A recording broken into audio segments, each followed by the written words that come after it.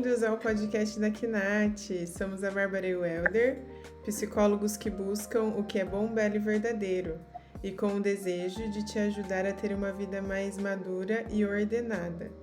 Nos nossos episódios, trazemos reflexões sobre psicologia, rotina, bons hábitos e desenvolvimento humano.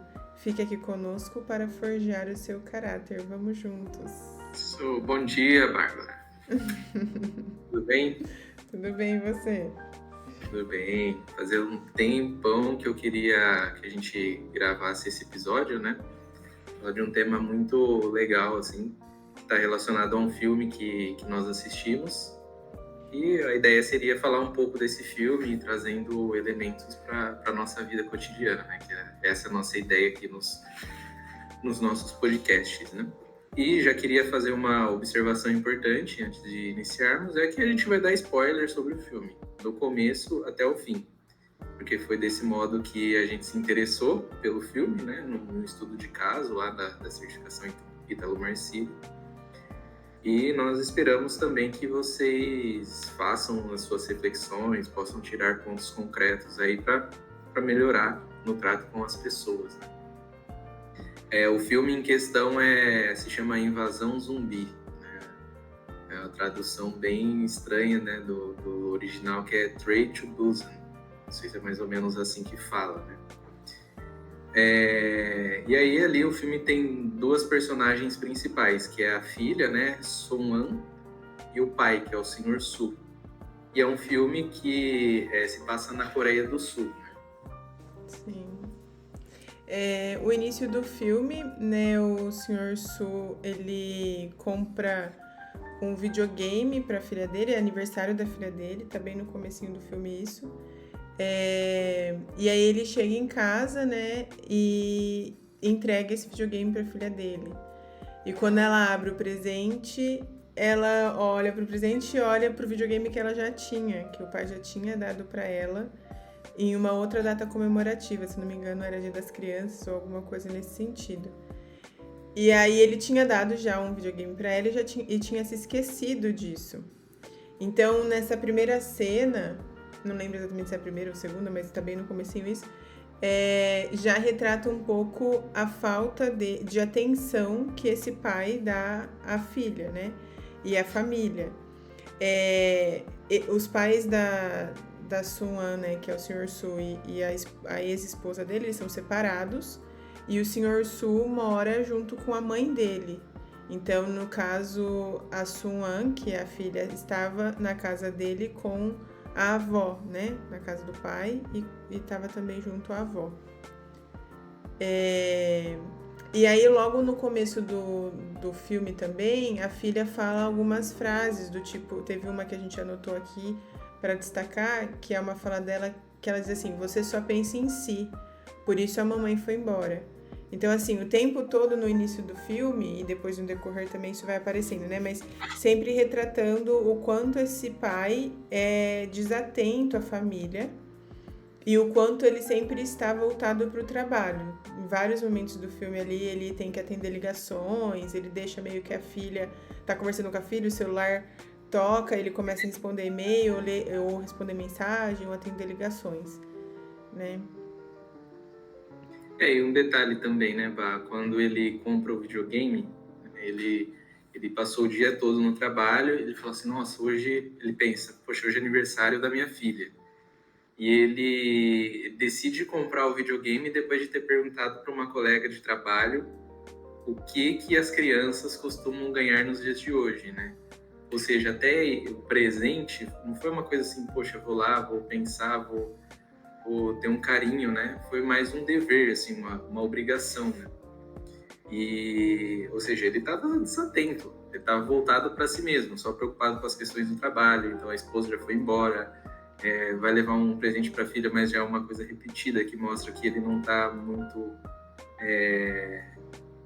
voltado às pessoas, né? Está mais voltado para si, né? E é até por isso que a filha fala isso, que ele só pensa nele, né? Por isso que a esposa foi embora, né? E tem uma cena interessante também no filme, que a Soan, ela tá na escola, numa apresentação, o pessoal tá ali cantando e tudo mais, E na parte dela cantar, ela trava, assim, né? Porque ela percebe que o pai não está presente. Né? E aí os colegas começam a dar risada e tudo mais. É uma cena, tipo, parece que é uma cena isolada do filme, né? Mas isso acaba passando, assim, e fala, nossa, ele realmente estava muito ausente. Né? E por conta dessa situação do aniversário dela, a Soan fala assim, olha, eu vou ver a minha mãe em outra cidade. Então, pensei, uma menina de 9 anos, mais ou menos, né? Ela se dispõe a ir para uma outra cidade, no caso é Busan, né, como diz o nome do filme, e ela quer ir sozinha, porque ela está muito incomodada de estar com o pai que é desatento, que não dá atenção para ela. Né? E aí a trama do filme se dá nesse trem. Né? Então eles entram no trem, e aí quando o trem está quase para sair, né, houve ali naquela região uma infestação, né? Um animal foi contaminado e, sei lá, mordeu uma pessoa, não lembro exatamente como que era essa parte. E aí essa pessoa vai ali essa pessoa que se torna um zumbi vai para a linha do trem, né?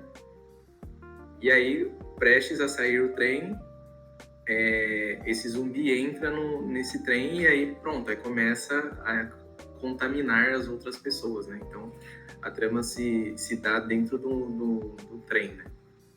Sim, um trem bem grande, acho que são 15, 20 vagões, assim. E aí as pessoas começam a ficar contaminadas, né? Porque um zumbi morde a pessoa e a pessoa vira zumbi, né? Pra quem não sabe como é, porque às vezes tem pessoas que nunca assistiram filme de zumbi, né? E aí vai todo mundo virando zumbi, e o zumbi ele se sente atraído por humanos, né? Então ele fica procurando só pessoas, só humanos. Então chega um determinado momento que quase que o trem todo virou zumbi, assim, né? No meio disso, acontecem várias coisas, o trem tenta parar em uma cidade, não dá certo, porque na hora que as pessoas vão descer do trem, essa cidade também já estava contaminada, então todas as cidades da região começam a ser contaminadas, porque o trem tá passando, né, por várias cidades, então o motorista chega não é motorista de trem, né? Maquinista, não sei.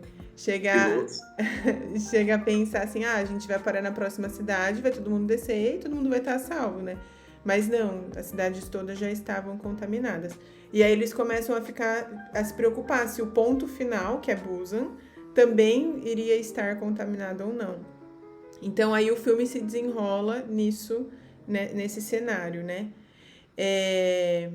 E aí esse pai se vê muitas vezes na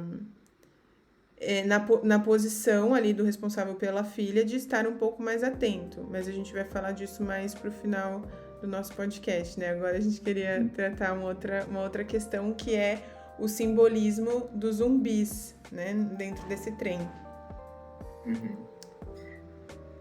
E o que são, né, os zumbis? De certo modo, simbolicamente, eles são seres humanos corrompidos, né? Ou seja, eles são da natureza humana, mas a gente não pode se aproximar deles, porque senão eles acarretam, né, para nós um risco à própria vida, né? Claro que a gente está falando aqui a nível simbólico, né? Não existe uma pessoa que, se a gente chegar próximo dela, ela vai nos morder e vamos virar um zumbi e tudo mais, né? Mas simbolicamente isso representa um problema, porque um problema grave, inclusive, porque pode existir em nós uma tendência a ver as outras pessoas como zumbis, né? Por quê? Porque são pessoas que pensam diferente de nós, possuem valores distintos, hábitos incompatíveis, né, em relação a vários temas, né? Em relação à vida moral, à vida política, à vida religiosa, enfim, entre outros vários fatores, né?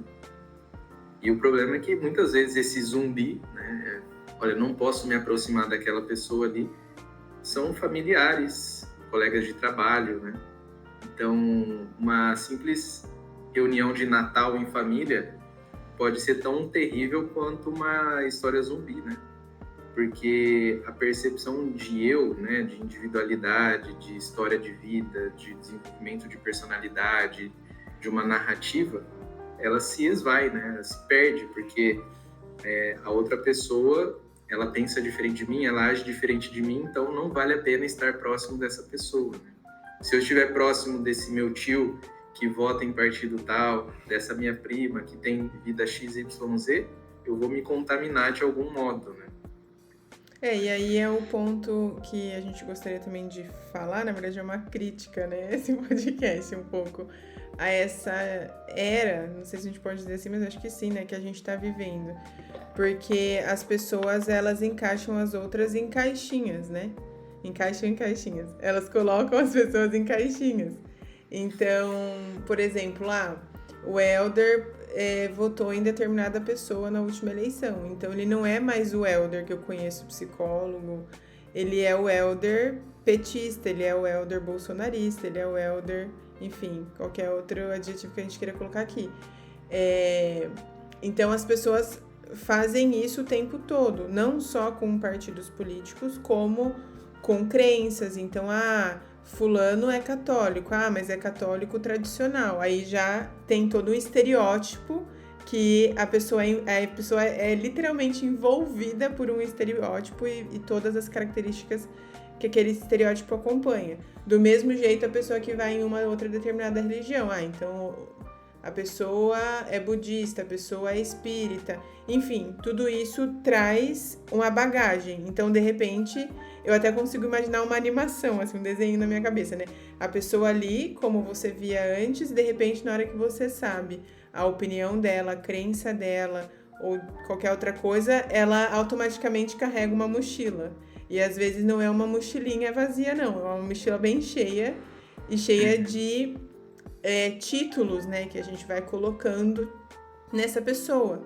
E aí a gente deixa de olhar a pessoa com as qualidades e os defeitos que ela tem, todos temos, né? E passa a olhar a pessoa com um monte de rótulo, que às vezes a pessoa nem se encaixa. Ela pode até ter uma opinião, mas isso não quer dizer que ela tem toda aquela característica daquele grupo, né?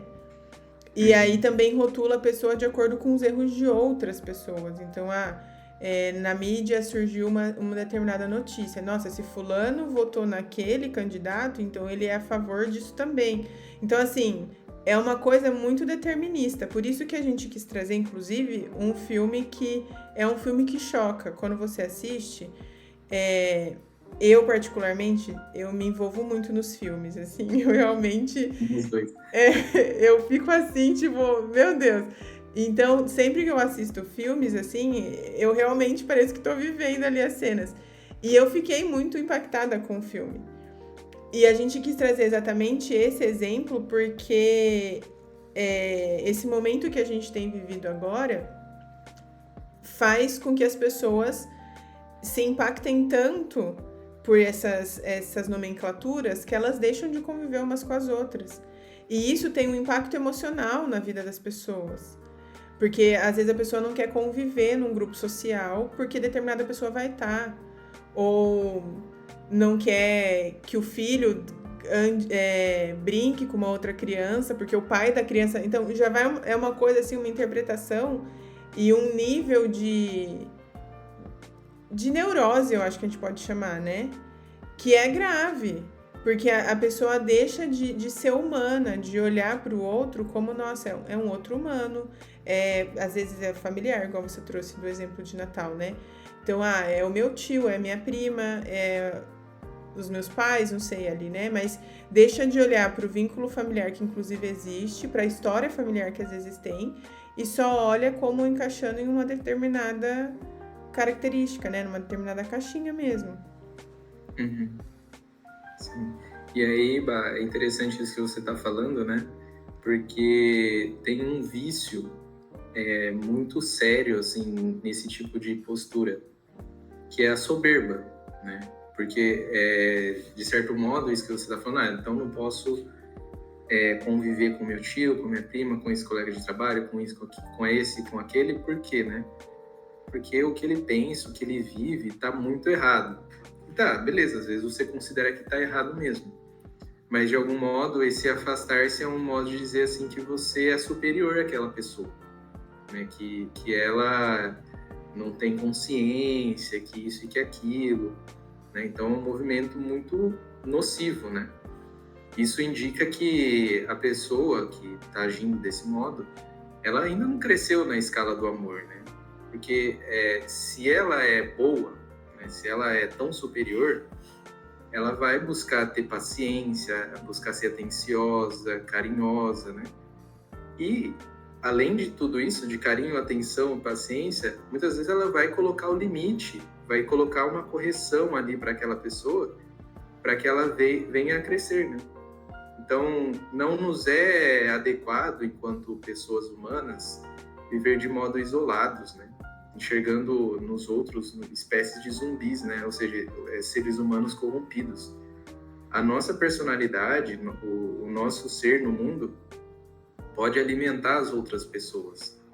E também podemos ser alimentados por essas pessoas, né? Então, não é porque a pessoa pensa diferente, vive diferente, que eu não posso aprender com ela, que eu não posso ensiná-la alguma coisa, né? Então, é importante a gente ter isso em mente. E é interessante pensar aqui, né, que a gente não tá falando como se as coisas fossem relativas, né? Então eu tenho que aceitar o que a outra pessoa tá falando? Não, você não precisa aceitar nada, você também tem a sua opinião. Acho também que eu vejo também uma grande questão em relação a isso. Nós não precisamos ter opinião sobre tudo. E nós não precisamos concordar com as outras pessoas em tudo para conviver.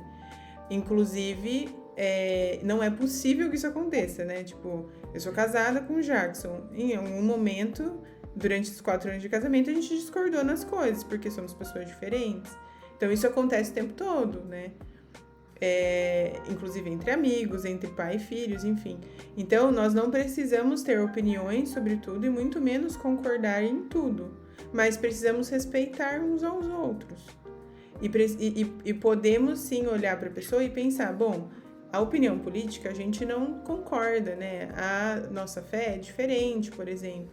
Ou alguma outra opinião de outro assunto, sobre esporte, sobre, sei lá, qualquer outra coisa, né? Nesse ponto a gente não concorda, tudo bem, mas essa pessoa pode me ajudar a ser uma pessoa melhor profissionalmente. O jeito que esse meu amigo se dedica ao trabalho é uma coisa que chama atenção. Poxa, ele é uma boa pessoa no âmbito familiar. Então, tem muitas coisas que a gente pode tentar ir olhando além só dessa pequena crítica e dessa pequena opinião, né? E é interessante isso que você trouxe sobre a escala do amor, porque quando a gente fala isso, quando a gente encaixa, né, a pessoa nesse lugar e a gente se afasta das pessoas por conta disso, a gente de fato tá deixando de amar, né? Porque a gente não tá conseguindo olhar pra pessoa naquilo que ela é, na sua totalidade mesmo. E aí também não existe um exercício de compaixão, né? De empatia e tantas outras coisas que a gente poderia dizer, né? Nomear, né? Uhum. Sim. E aí, voltando pro filme, né? A gente faz esse recorte e volta. O trem começa a ser infestado por zumbis e tudo mais, se torna um ambiente muito hostil. E aí a gente começa a ver no filme ali uma postura do pai, né? Ele vai mudando durante o filme. Então, teve até uma cena aí que você comentou, né? Ele liga porque ele era um profissional que tinha uma certa influência, assim, né? Então ele liga para uma autoridade e fala, eu vou estar em tal lugar, eu vou descer e vocês livram a gente aí desse problema com esses zumbis aí, né? Ou seja, ele estava pensando só nele, já melhorou um pouquinho porque ele estava pensando nele e na filha, né? Ele percebeu que depois de uma situação perigosa que ela viveu, ele falou assim, nossa, minha filha, eu preciso estar atento, eu preciso cuidar dela, né? Só fazendo um retorno, né? Numa das primeiras cenas do filme, a hora que o trem começa a ser infestado, né? Ela sai sozinha pro banheiro. E aí, nisso que ela tá no banheiro, ela quase é atacada por um desses zumbis, né? Um drama, assim, uma coisa terrível. E ele, nossa, o que tá acontecendo, né? E aí, depois disso, ele começa a ficar mais atento a ela, né? Mas aí voltando, então aí quando chega nessa estação de trem, ele, vem cá, vambora, não sei o que e tal, não tá nem aí para as outras pessoas. E aí a hora que ele se dirige ao lugar que ele, vamos dizer assim, escaparia do problema, né? Começa a vir uma multidão de zumbis, assim, uma cena assustadora, assim, para mim é uma das cenas mais impactantes do filme, né? E aí ele fala, nossa, a menina trava, né? E aí ele, poxa, eu preciso fazer alguma coisa. Ele sai correndo para pegar a menina e nisso tem outras pessoas que o ajudam, né? E ele começa a se ligar, assim, para que eu e a minha filha sejamos salvos, a gente vai precisar contar com a ajuda das outras pessoas. E mais do que isso, eu também vou precisar ajudá-las, né? E muitas vezes, algumas dessas pessoas serão pessoas desconhecidas, né? Ele foi conhecendo as pessoas ali, eles estavam numa situação realmente de vida e morte, né? Então, ele foi percebendo que não dava para viver sozinho, né? É até interessante que no início do filme a filha tem esse olhar, né? Mas ele não tem. Então ele chega a falar para ela assim, olha, você tem que se preocupar com você, com a sua proteção e não com as outras pessoas, porque ela dá o lugar para uma senhora sentar, né? E aí ela responde para ele assim, mas eu lembrei que a vovó tem dor no joelho. Então ela estava querendo dizer assim, essa senhora também pode ter dor no joelho, né? E eu poderia ter dado meu lugar. Então ela tinha um olhar muito mais, um olhar de compaixão e até um olhar mesmo para a necessidade do outro muito maior do que ele.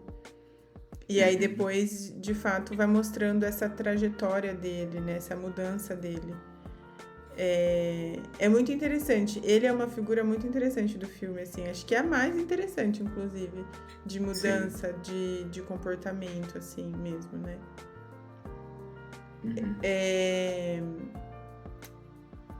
Tem mais alguma coisa antes da gente... Você tinha comentado da cena daquelas duas senhoras que eram irmãs, né? Lembra? Ah, é verdade. É uma cena interessante também. Tudo eu tô falando que é interessante, né? As pessoas vão ouvir e vão falar... o filme é muito bom. O filme inteiro é interessante. Mas é que é uma cena que me chamou a atenção. Na hora eu falei, meu, que cena aleatória. Mas depois fiquei pensando sobre ela, que no começo também do filme as duas senhorinhas estão juntas, inclusive a menininha dá o lugar para uma dessas, né, que eu comentei. E na hora da correria elas se separam em um determinado lugar. Mas depois a senhorinha fica junto com a menina e com uma mulher grávida. Então, quando o pai encontra a filha, ele encontra também a mulher grávida e essa senhora, né? O pai não tá sozinho, o Sr. Su. Ele tá com mais dois, um garoto e um outro homem, que é o marido da mulher grávida, né? E aí, quando ele encontra, então, a filha, ele encontra também essa senhora, que tinha se separado da irmã. A irmã estava protegida no primeiro vagão. E aí essas pessoas começam a correr para chegar no primeiro vagão e ficar junto com o pessoal que estava protegido. E na hora que essa senhorinha tá chegando, a irmã dela vê ela e fica muito feliz, porque fala, nossa, minha irmã não morreu, né? Não virou zumbi. Ela tá viva ainda. Só que a irmã, na hora que vê ela, paralisa e o zumbi vem e pega ela. E ela vira zumbi também. E aí essa senhora que foi salva, que já estava no primeiro vagão, ela fica meio que hipnotizada olhando para a irmã e pensando assim, nossa, mas que tonta, ela se salvou querendo proteger os outros. E nisso a porta do vagão estava fechada com todos os zumbis, né, separando as pessoas dos zumbis. E aí ela pega e pensa assim, que sentido tem a vida? Que sentido tem a gente... morrer para proteger os outros. E ela vai e abre a porta do vagão e os zumbis vêm e pega todo mundo, né? Menos o Sr. Su, a filha e a mulher grávida, que estavam em outro lugar já. Então é um questionamento interessante também, assim, né? Essa mulher diante do perigo e diante da morte, praticamente, né? Porque virar zumbi significa a morte, né? Também. Ela faz esses questionamentos, assim, né? Então, de que vale tudo isso? Mas ela faz uma reflexão meio que pro lado negativo, como se não valesse de nada. Talvez ali já sem esperança até, né? Diante da situação.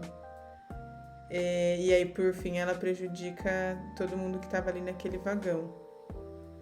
E o que é também interessante, acho que a gente não tinha colocado isso aqui nas nossas anotações, mas que eu me lembrei agora, é que antes disso acontecer, quando eles estão passando pelo vagão, eles mandam uma mensagem para poder entrar nesse vagão protegido, né? E as pessoas que estão lá não deixam eles entrarem. E eles quase são pegos pelos zumbis. E elas não deixam exatamente pensando que eles estavam infectados, mas não era verdade. Então, novamente, mostra isso, né? As pessoas enquadrando eles, né, como zumbis, sendo que eles não eram, porque zumbi não consegue digitar mensagem, não consegue ligar, e eles estavam fazendo isso. E aí eles quase são mortos por conta disso, né? Mas no fim eles conseguem entrar, eles quebram a porta e entram no vagão, né? E assim, de algum modo, né, são duas cenas aí que você falou que mostram o contrário do amor, né? Então, no caso da véia lá, né, ela foi extremamente egoísta, assim, porque ela olhou para a própria vida e falou assim, que adianta viver? Tá, mas aí porque a sua vida não está boa, você vai prejudicar a vida das pessoas que querem sair dali, né? E também das pessoas que estavam no vagão e não quiseram receber os outros, né? Então, assim, eles estavam fazendo coisas que iria, inclusive, contribuir para aqueles que estavam ali, né? Naquele vagão protegido, vamos dizer assim, né? Eles estavam conseguindo possibilidades de salvar mais pessoas, de sair daquela situação, né? E aí, isso já encaminhando para o final do filme, né? Não sobra ninguém, né? Sobram duas pessoas, né? O Sr. Su acaba... nessa cena que você comentou agora, que não quiseram deixar o pessoal entrar, tinha uma autoridade ali, um senhor, né? Que tocava o terror, né? Ele não se expunha a algumas situações, ele falou assim, não, vai lá você e tal, se coloca em risco ali, mas ele mesmo não se posicionava, assim, eu vou enfrentar o perigo de lidar com um zumbi ou outro, né? Ou seja, era uma pessoa totalmente egoísta, influenciou as outras, né? E acho que era um exemplo de covardia também, né? Isso, falta de fortaleza total, né? E aí, no final das contas, se você for ver, ele tem o mesmo comportamento do Sr. Su, só que de um modo um pouco mais agressivo, né? Ou seja, ele só estava pensando nele. A partir do momento que o Sr. Su fala assim, não, eu vou fazer algo que não é só para mim, é para minha filha, que seja, mas aí ele passa a ajudar os demais, a coisa começa a melhorar, ele começa a encontrar um sentido na vida, né? E aí, no final das contas, vai tendo ali uma cena já próxima ao rapaz que conduz o trem, que aí eles acabam sendo contaminados, tanto esse senhor, que era o egoístão, assim, vamos dizer, né? Quanto o cara que estava pilotando, né? E aí o Sr. Su, ele entra em combate com esse senhor egoísta aí, né? Porque todo mundo foi pego, todo mundo do trem, né? A cidade inteira foi pego. Até o momento, só esse senhor, o Sr. Su, a moça grávida e a menininha, né? Não tinham sido infectados, né? Bom, mas aí esse senhor é infectado, o motorista do trem também, e aí ele começa a entrar em embate com o senhor Su, né? Esse velho egoísta aí. E ele, infelizmente, ele vem a ser contaminado, né? E aí ele entende assim, bom, se eu continuar aqui, eu vou virar um zumbi, né? E aí o que ele entendeu? Se ele virasse um zumbi, ele ia matar a moça e ia matar a própria filha, né? Então aí ele, num ato de heroísmo, assim, ele se joga, né, do trem com o velho lá, né? E, ou seja, ele que nunca tinha dado a vida por ninguém, né? No final do filme, e é bem bonito, assim, né? Bem simbólico, porque vai aparecendo uma luz, assim, vai criando, assim, como se ele realmente tivesse ele entendeu, sentido da vida, assim, né? Que o sentido da vida de todos nós não é viver para si, né? De modo egoísta, mas é mesmo se doar pelos demais, né? E aí ele faz isso para salvar a filha, né? Nos últimos instantes de vida ainda, ele ajudou a filha e essa moça a conduzirem um trem, né? Ó, você tem que fazer isso, quando chegar aqui faz isso e aquilo, tal. E é uma coisa assim de filme mesmo, né? Porque como você aprende a dirigir um veículo assim tão rápido, né? E aí eles chegam numa outra cidade, assim, no destino, né? Aí, se você quiser falar dessa parte. Não, eu ia comentar dessa postura do pai, que acho que também é um complemento daquilo que a gente estava falando, né? Da crítica que a gente colocou do que a gente vive hoje em dia, né? Fazendo esse simbolismo dos zumbis com as pessoas que têm opiniões diferentes das nossas, né? O pai, no fim das contas, né, no decorrer do filme, ele vai virando um exemplo de pessoa a seguir, né? No começo você fala, meu, que pai é esse? Mas no fim chama a nossa atenção, né? E por que também é um exemplo inclusive para nós nesse contexto? Porque essa doação pelos demais faz com que a gente esteja em convívio com quem a gente não concorda, né? Com pessoas que nós precisamos conviver, mas não temos as mesmas opiniões. É uma doação. É claro que no filme é uma coisa muito...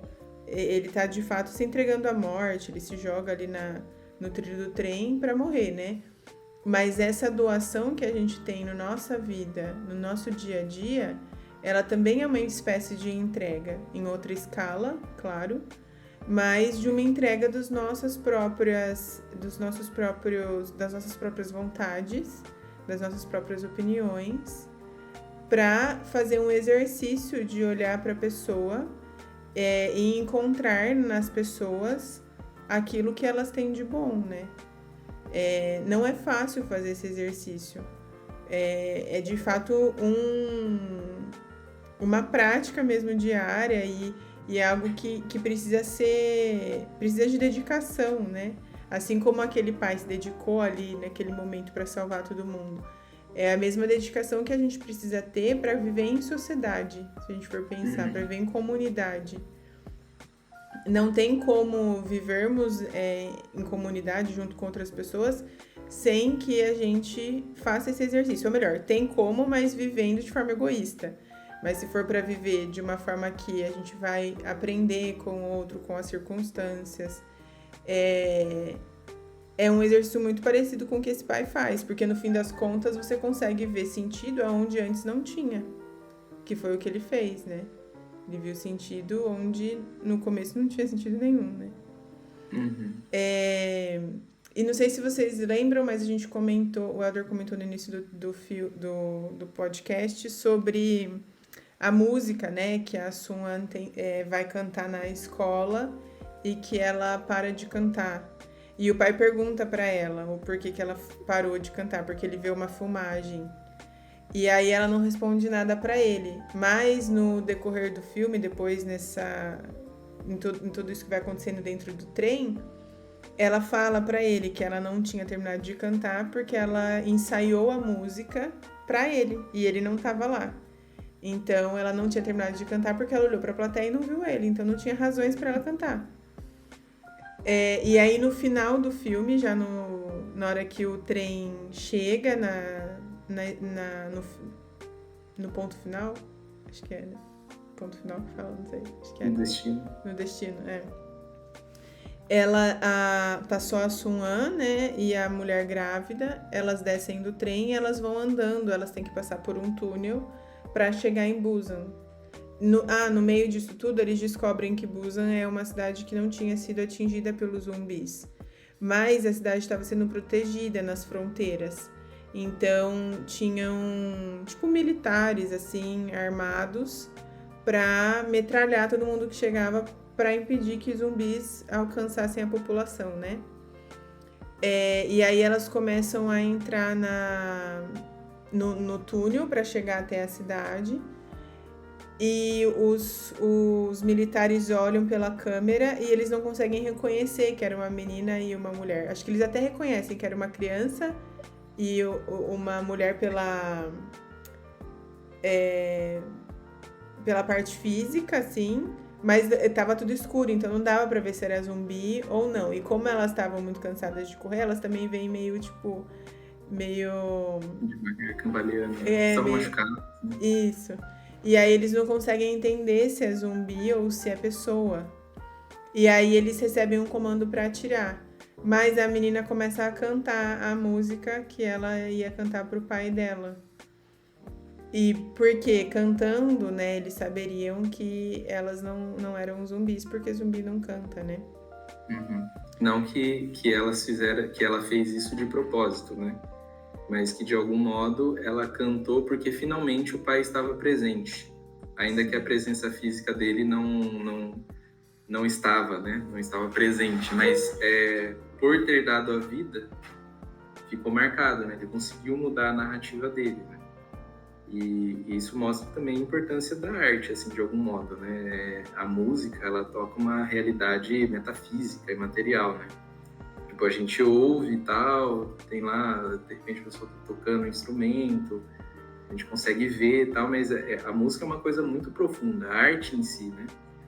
Então, daí também a necessidade da gente cuidar daquilo que entra em nós por meio dos sentidos, né? Talvez muitos dos problemas afetivos que as pessoas possuam sejam resolvidos com melhorando a qualidade das músicas, uma melhora na qualidade das músicas que se escuta, dos filmes que se vê, né? Enfim, do cuidado que se tem com os sentidos mesmo, né? Porque isso de algum modo vai entrando em nós, vai formando nosso imaginário, nosso intelecto, né? Sim. E é interessante esse ponto do comando não ter sido executado justamente porque elas cantaram, porque a menininha cantou. Zumbi é um ser morto, não canta, né? Então, não, peraí, não vamos atirar não, né? Pelo contrário, aí o movimento foi, vamos lá e vamos salvá-las, né? Vamos trazer um amparo para elas, né? Então, além disso, tem o simbolismo da mulher grávida também, né? Ou seja, uma mensagem de esperança ali que o filme tá deixando, né? De algum modo. Ainda que esteja um caos, né? Ainda que tenha acontecido tudo isso, ainda tem uma vidinha aqui que faz ver que não acabou, né? A humanidade ainda pode ter jeito. Sim, sim. E no fim das contas, o filme é um grande convite a esse olhar imaterial mesmo, né? Por mais que você fique ali muito eufórico, bom, eu fiquei, né, meio eufórica assistindo, e pensando, nossa, nos zumbis, aquilo tudo ali, mas quando você para pra pensar na mensagem que o filme passa, é uma grande mensagem daquilo que é imaterial. Então, uma vida com sentido, né, ela tá muito além da materialidade das coisas, né? Muito além do emprego bom, de presentes, de coisas ali que são visíveis, né? Precisa-se de mais, né? Uhum. Sim. Às vezes dá um medo, né? Depois que você assiste o filme de, sei lá, eu vou abrir a porta que vai ser um zumbi e tal, mas tirando isso, o filme é muito bom, muito legal. É um filme muito bom mesmo. Assim, é um filme bem. Também eu fiquei pensando depois, até eu tinha te mandado um áudio falando, pô, sacanagem, só viver a menina e a mulher, aquele tanto de gente, é muita gente. É Tipo, muita todo gente. mundo morre, o filme inteiro morre. Mas existe uma mensagem aí pra ser passada, né? Mas eu fiquei meio assim, meu, todo mundo morreu, o que é isso? Meio exagerado. Se você assistir o filme sem essa noção que a gente tá dando, você fica frustrado, né? Ah, eu acho que sim, acho que Se fica, eu né? assistisse sem saber essas coisas, eu ia ficar frustradíssimo. Sim. E pensar depois, poxa, a menina ficou sem avó, porque num determinado momento mostra que a avó também foi atacada, sem o pai. E ela chega em Busan não sabendo se a mãe tá viva ou não, porque eles tentam ligar pra mãe e a mãe não atende. A mãe nunca aparece no filme, né? É só mesmo Ela existe, mas não aparece como personagem. Uhum. E, enfim, você fica meio revoltado mesmo. Mas assistam, reflitam, depois contem pra nós. Isso aí. E vamos ficando E é por isso aqui, aí. então.